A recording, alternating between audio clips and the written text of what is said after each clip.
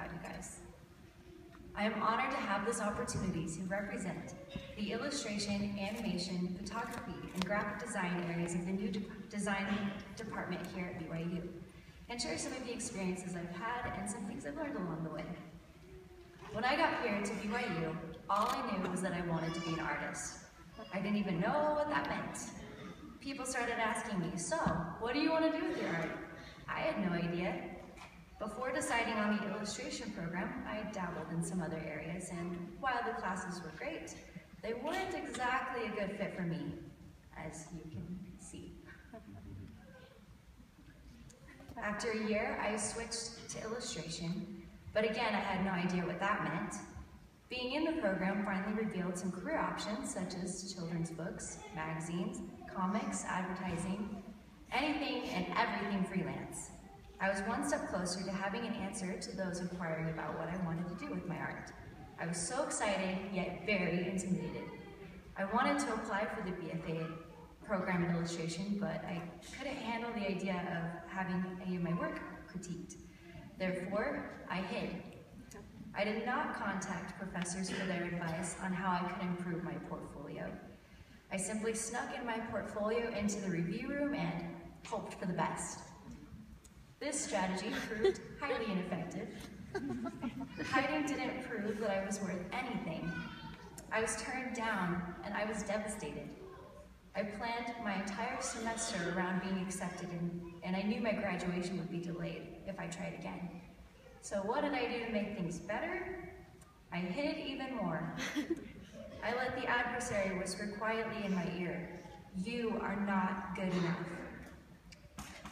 I was emotionally and spiritually falling apart until I remembered my goal. I was going to be an artist. I still didn't know how or what that meant, but I knew that my actions following not being accepted into the BFA were not consistent with what it was going to take for me to be successful in achieving my goals. This is when I had to readjust my priorities. Within the next year, I was both married and accepted into the BFA program after overcoming my fears and applying a second time. I learned a powerful lesson about support and relationships and how they can play a part in every aspect of our lives. My husband, Josh Keel, is also an extremely talented artist, and my own art has exponentially improved just since knowing him. The concept design track of the illustration BFA program allows for a lot of overlap between illustration and animation. These events and this new track opened up additional doors for me, and with a renewed confidence in myself, I began to take on more rigorous school projects like BYU Animation's famous short films. My first one was Ramshorn. I did quite a few sketches, even more in my sketchbook that I never showed. But the highlight of that project was building maquettes of the Ramshorn Mountain. I ended up creating 3 different sculptures. It was so much fun and very encouraging for me. Ramshorn has since been nominated, and I think even won a Student Emmy Award. I haven't quite heard the update on that. That was last night. The next film project I worked on was Papa. For this project, I did what now seems like a million iterations, sketches, value studies, and paintings of the lead girl, Mindy. Here are just a few of them in various stages. The last project I want to share is Relic Hunter.